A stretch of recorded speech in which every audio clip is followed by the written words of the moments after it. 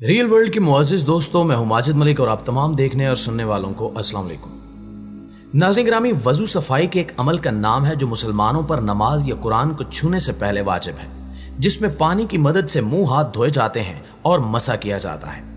मुसलमानों में वज़ू के मुख्तलिफ तरीके राइज हैं, मगर कमोबेश एक जैसे हैं और इसका बुनियादी मकसद भी जिस्मानी और रूहानी पाकीज़गी है।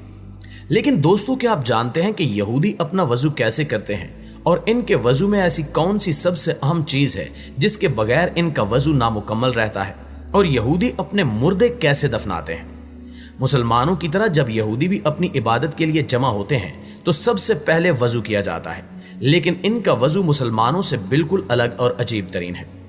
यहूदियों के वज़ू के दौरान इनके लिए सबसे अहम चीज़ इनका लोटा होता है, जिसके बगैर इनका वज़ू नामुकम्मल रहता है। लिहाजा आप जब भी कभी यहूदियों की इबादत गाह को देखेंगे तो आपको वहां लोटे जरूर नजर आएंगे। सबसे पहले इस लोटे में पानी भरा जाता है, और याद रहे कि इनके वज़ू में ना तो मुंह को धोया जाता है और ना ही पैरों को, बल्कि यहूदी अपने वज़ू में सिर्फ और सिर्फ 3 बार हाथों को धोते हैं और दिल में यह तसव्वुर कर लेते हैं कि अब हम पाक हो गए हैं। इसी तरह अगर हम इनके गुस्ल की बात करें तो बाकायदा तौर पर इनके मजहब में कोई गुस्ल नाम की चीज नहीं है, क्योंकि ये पाक होने के लिए वज़ू का तरीका ही इस्तेमाल करते हैं। लेकिन जब ये हालते जनाबत में होते हैं तो फिर ये पाक होने के लिए जिस्म पर 2 मरतबा पानी डालते हैं और एक मखसूस कपड़े को अपने जिस्म पर फेंक कर कहते हैं कि अब हम पाक हो चुके हैं। इसके अलावा अगर यहूदियों की मौत की बात की जाए तो जब कोई यहूदी मरता है तो ये चीखो पुकार नहीं करते, बल्कि ये मुतमईन होते हैं कि हमारा साथी असल जगह पर पहुंच गया है। लिहाजा अगर हम यहूदियों के तदफीन की तरीक़ेकार की बात करें तो जब किसी यहूदी बिरादरी में कोई इंतकाल कर जाता है तो उसकी आंखें बंद करके मैयत को फर्श पर लिटाकर इसे ढांप दिया जाता है और करीब ही चंद शम्में रोशन कर दी जाती हैं, और मैयत को किसी भी वक्त अकेला नहीं छोड़ा जाता, क्योंकि इनका अकीदा है कि मरने के बाद मुर्दा कुछ नहीं कर सकेगा और वो लाचार व मोहताज होगा। इसलिए हर वक्त मैयत के पास चंद अफराद जरूर मौजूद होते हैं ताकि मुर्दे को तन्हाई का एहसास ना हो। इसके अलावा मैयत के करीब कुछ खाना पीना ममनू है, क्योंकि यहूदी अकायद के मुताबिक मरने वाला अब इन अफाल को अंजाम नहीं दे सकता, लिहाजा इसकी रूह को तकलीफ होगी। मैयत के करीब मौजूद रहने वालों को शो मीरम कहा जाता है, जबकि ज्यादातर यहूदी बिरादरियों में रजाकारों की एक मखसूस जमात होती है जिसे शेरवा का दिशा यानी मुकद्दस लोग कहा जाता है, जिनके जिम्मे तजहीज़ तकफीन की रसूमात अदा करना होता है। कफन देने के बाद कफन या ताबूत को खोलने की इजाजत नहीं होती, ताकि मरहूम के दुश्मन इसे इसकी बेबसी और लाचारगी की हालत में न देख सकें। मैयत के ऊपर एक शाल भी डाल दी जाती है जिसे तालीत कहा जाता है।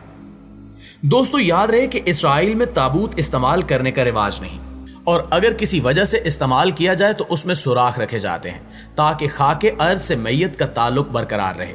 जबकि एक रस्म यह भी है कि मरने वाले का करीबी अजीज एक मुश्त खाक इसके कफन में डालता है। ये रसूमो अकायद इस बात की दलील है कि मरहूम का जिस्म खाके अर्ज मुकद्दस से मस रहे। कवानीन यहूदियत के मुताबिक अलवा मज़ार यानी कब्रों पर निशानी का होना लाजिम है ताकि कबूर की शनाख्त बरकरार रहे, जबकि कुछ यहूदी ग्रोह इस मकसद के लिए बवक्ते ज़ियारत कब्रों पर गोल पत्थर रखने के भी कायल हैं। यहूदी अलवा मज़ार पर मरहूम का नाम, तारीख पैदाइश और कुछ हालात ज़िंदगी खसूसन मजहबी खिदमात इब्रानी ज़ुबान में कुंदा किए जाते हैं। इसके अलावा कुछ मजहबी अलामात मसलन सितारे दाऊदी, मनोरा, आयात तौरात और इक्तिसाबात यानी 10 अहकाम भी लिखे जाते हैं। यहूदियों के बारे में एक सबसे बड़ी अफवाह यह भी गर्दिश करती है कि यहूदी अपने मुर्दों को खड़ा करके दफन करते हैं, लेकिन हकीकत में ऐसा कुछ नहीं है, बल्कि यह सिर्फ एक गलतफहमी है जो लोगों के दिलों में बस चुकी है।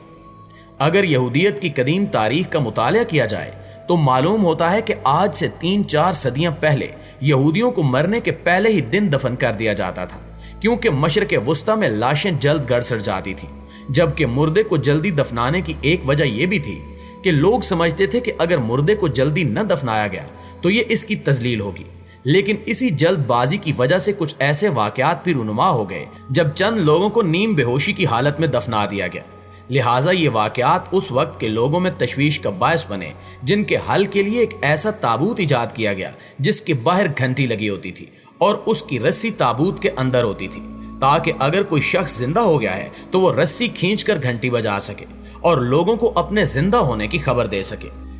प्यारे दोस्तों, अगर हम इनकी शादी की बेहुदा रस्म व रिवाज की बात करें تو یہودیت میں شادی کو مرد اور عورت کے درمیان ایک ایسا بندھن تصور کیا جاتا ہے جس میں ان کے عقیدے کے مطابق خدا بذات خود شامل ہوتا ہے۔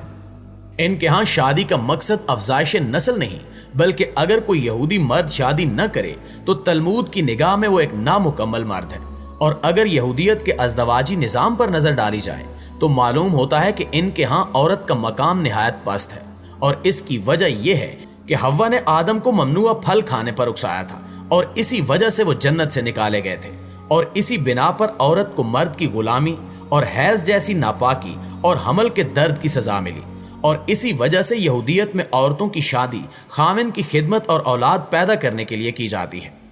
اگر کسی کے ہاں کئی سال تک اولاد نہ ہو تو وہ بلا جھجک دوسری شادی کر سکتا ہے، اور اس کام کے لیے اسے اپنی بیوی سے کچھ بھی کہنے یا سننے کی ضرورت نہیں پڑتی۔ نکاح کے قانون کی طرح طلاق کا قانون بھی یہودی روایات میں عورت کی مظلومیت کی داستان سناتا ہے، کیونکہ یہودی مرد جب چاہے چھوٹی سی لغزش پر طلاق دے دیتے ہیں، اور حیرت انگیز طور پر ان کو یہ حق مذہب نے دیا ہے۔ مختلف تاریخی کتابوں میں ملتا ہے کہ یہودیوں میں شادی کا طریقہ بہت سادہ اور دلچسپ ہے، جس میں منگنی کا اعلان شادی سے پہلے کر دیا جاتا ہے۔ شادی کے دن روزہ رکھنے کو مستحسن سمجھا جاتا ہے، اور ان کی شادی کی رسم سپہر کو مجلس میں ادا کی جاتی ہے، جس میں کم از کم 10 بالغوں کی موجودگی ضروری سمجھی جاتی ہے۔ اس مجلس کی عمارت میں ایک ریشمی کپڑے کا شامیانہ تیار کیا جاتا ہے، جس میں دولہا دلہن کے ہمراہ آتا ہے۔ پھر یہودی ربی ایک گلاس میں شراب لیتا ہے اور زوجین کے حق میں دعا کرتا ہے، اور اس گلاس کو دولہا دلہن کو دے دیتا ہے، جس کے بعد یہ لوگ شراب چکھتے ہیں، اور بعض اوقات دولہا اور دلہن یہ شراب پی بھی جاتے ہیں، اور اگر دولہا اور دلہن کی جھوٹی شراب بچ جائے تو یہودی عقیدے کے مطابق یہ جھوٹی شراب ان کو پلائی جاتی ہے جو شادی کرنے سے ڈرتے ہیں یا وہ نامردی کی وجہ سے شادی سے دور بھاگتے ہیں، کیونکہ ان کے عقیدے کے مطابق اگر دولہا اور دلہن کی جھوٹی شراب کسی نامرد کو پلا دی جائے تو وہ جلد اس نامردی سے چھٹکارا پا جاتا ہے۔ اس کے بعد دولہا دلہن کی انگلی میں انگوٹھی پہناتے ہوئے عبرانی زبان میں کہتا ہے کہ دیکھو تم اس انگلی کے ذریعے سیدنا موسیٰ علیہ السلام اور اسرائیل کی رسوم کے مطابق میرے ساتھ منسوب ہو چکی ہو۔ پھر شادی کے عہد نامے کو آرامی زبان میں ربی باواز بلند پڑتا ہے، جس کے بعد شراب کا ایک گلاس لیتا ہے اور دعا کر کے پھر زوجین کو دیتا ہے، جسے وہ دونوں چکھ لیتے ہیں۔ جی تو پیارے ساتھیوں، یہ تھی ہماری آج کی ویڈیو کیسی لگی کمنٹ کر کے ہمارے ساتھ شیئر ضرور کیجیے گا۔ انشاءاللہ آپ سے ملاقات ہوتی ہے اگلی ویڈیو میں، تب تک اپنا اور اپنے پیاروں کا ڈھیر سارا خیال رکھیے گا۔ اللہ نگہبان۔